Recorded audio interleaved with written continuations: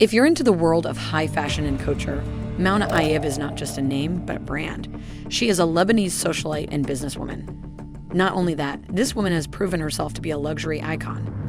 Titled as the Couture Queen, she lives up to her nickname with her extensive collection of haute couture. Mind you, this collection has more than 252 customized channel pieces that are going up for auction. Imagine how many more she has. NI Times even named her one of the greatest shoppers in their article. You'll see her as a guest often at the Cannes Film Festival or making an appearance in French gossip magazines. Many look up to her, so naturally one might look at her and think that her life is picture perfect and graceful. But that is not the case. Let's take you back to 27th February 1957. Although not much is known about her family, she was born in a Lebanese Christian family. Her mother was a seamstress in Beirut, and Mouna suffered a lot after being separated from her mother at the age of 3. She grew to become a troublemaker, getting herself in trouble. As she went to Catholic school, she would be punished heavily by starving and beatings. In her own words, she has not had a good childhood.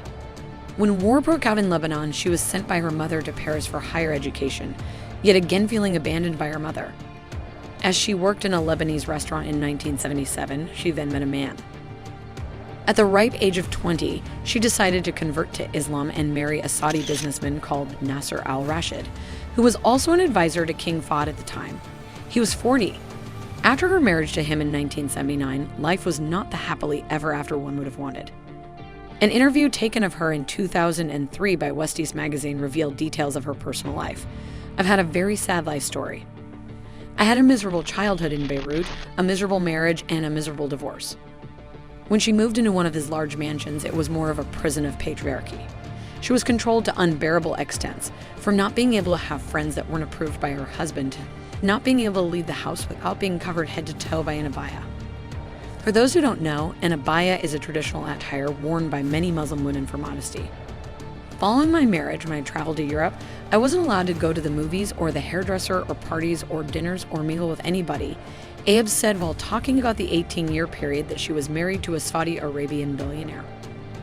I was not allowed to go out at all. I would go to Paris, buy couture dresses, go home, eat, and sleep. Whether I was with my husband or not, I had a bunch of bodyguards who were watching over me and making sure I was home by 7 p.m. Her mother had warned her about the regulations of Saudi Arabia. However, she did not realize the true extent of it until she actually experienced it. Once, while in the market, she pulled out a bit of her hand to touch a shoe pair. A member of Amarawa saw and struck her hand hard for exposing her arm in public. As the years passed, the weight of her circumstances began to take a toll on Mouna. The restrictions placed upon her were not just physical, but emotional too. She was deprived of basic freedoms that many take for granted. She couldn't express herself, pursue her dreams, or even make choices about her own life. Yep, she had none of that. I was forbidden to speak to men, forbidden to play sports, forbidden to laugh or speak loudly in public. You would think in a city like Paris, extremism probably doesn't exist. However, you are wrong.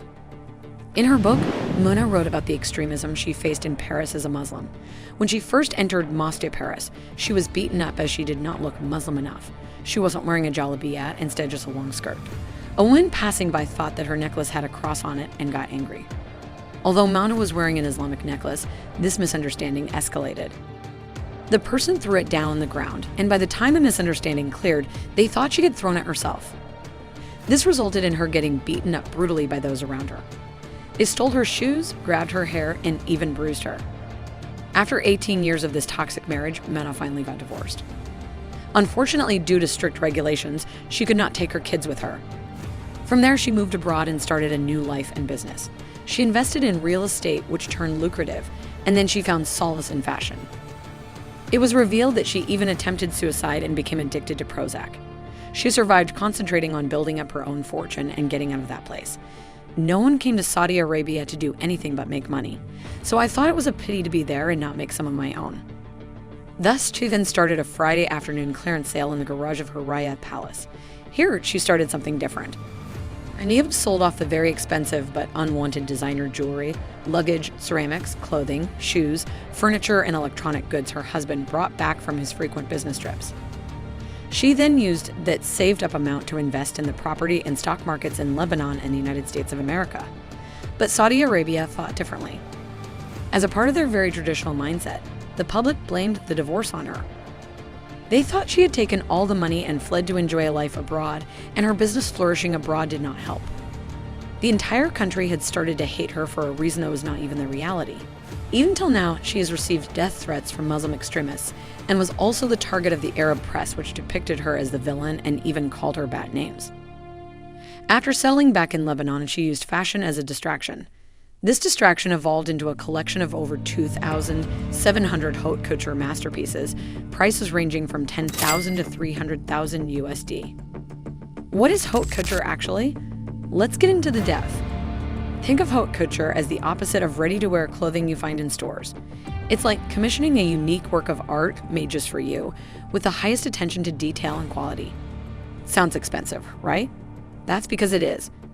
Each piece is made specifically for an individual client, tailored to fit them perfectly.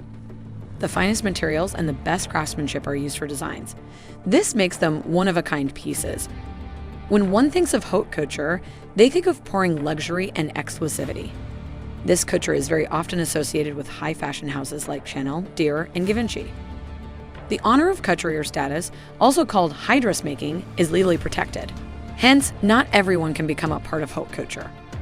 The Chambre Syndicale de la Haute Couture is a regulation commission responsible for determining which fashion houses meet the criteria to be recognized as true haute couture houses and must follow specific rules. The process is not that simple and easy, and you need a lot of work to get that status. Mouna is probably one of the biggest advocates for haute couture. She believes preserving this culture is important as it is a big part of society. Not only does she like haute couture, she is also heavily involved in it as well. In an interview, she mentioned that in the 1980s, she heard talks about the haute couture dying, and she knew that could not happen. She started to buy entire collections because she saw the work being put behind them. Growing up as a tomboy, she wasn't the most fond of dresses, so even her haute collection started from suits, as she shared in an interview. Her introduction to couture was through a white suit by a designer named Jean-Louis Scherer on her wedding day in 1979. Did you know that Mouna has the largest private haute collection in the world? Yes, you heard that right, with over 10,000 pieces in her collection. It will not be wrong to call her the couture queen. She never even wears the same couture piece again. To shock you even more, many major couture houses even have a mannequin of her measurements.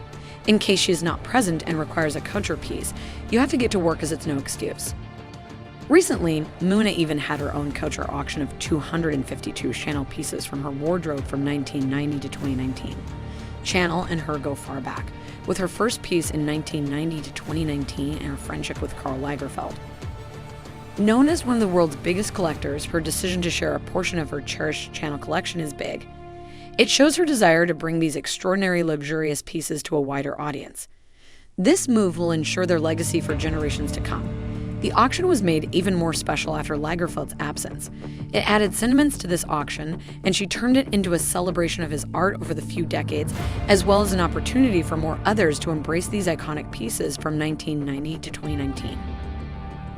Enough about fashion, let us get to discussing Mouna's book. Her book, La Vérité, was her way to release and cleanse whatever she was feeling, and it is also a plea to her kids for their understanding. She has been painted horribly by the media, and she aimed for this book to clear her name to the world, and especially her kids. She revealed she has been painted as someone with loose morals who ran away with money that was not her own for too long, although that was not the case. For the sake of her children, she can't let the world spit out such venom. In the book, she revealed how she was swept up in a world full of riches and comfort, only to realize it was just a beautiful-looking cage. Even asking her husband for a divorce led to adultery allegations from him, and that was when she wanted to end her life. Even traveling to other countries with her husband makes things happier, and she finally realized how unhappy she was in the marriage. Even if she went out with him, she had to be covered head to toe. She also revealed that Saudi men would drink and gamble. As she went to the US for her son's leukemia treatment, she realized the true taste of freedom. In 1996, she got divorced and moved out. Her husband remarried and sent their 5 children to boarding school. La Vérité was aimed at her children to show them her part of the story, and she aims to reunite with them someday. Although she has been in contact with her daughter, it does not seem likely her sons will do the same. After all, her ex-husband and son were the one who filed a suit in an attempt to stop her book from publishing but failed to do so. Looking at her story, we realize how many layers a person's life can have despite the riches they are living in. Her story offers us an insight on how money can't buy you happiness and the unhappy lives of many Saudi women. Not only that, one can't ignore her contribution to the culture world and to the lives of Arab women who see her as an inspiration. Got another story you want us to cover? Comment down below. Make sure to like, comment, and subscribe.